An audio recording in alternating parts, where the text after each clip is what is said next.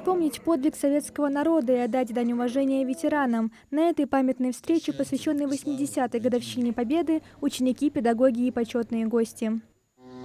Темная ночь, только пули свистят по степи, только ветер гудит в провода.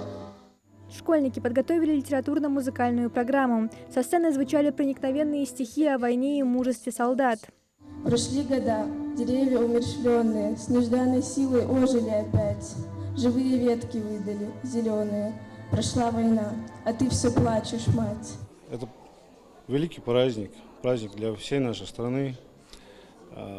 Как говорится, праздник сквозь слезы, потому что наша страна заплатила очень большую цену за эту победу.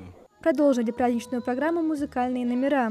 Ученики исполнили известные песни военных лет. Нелегкий путь, еще чуть-чуть, и догорят войны пожары.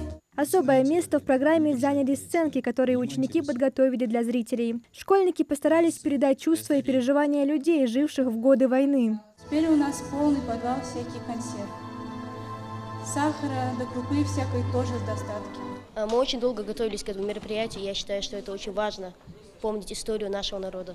Завершилось мероприятие исполнением легендарной песни «День Победы» народным артистом Республики Ингушетия Османом Имагожевым. Как он был от нас далек, там в костре потушен таял уголек.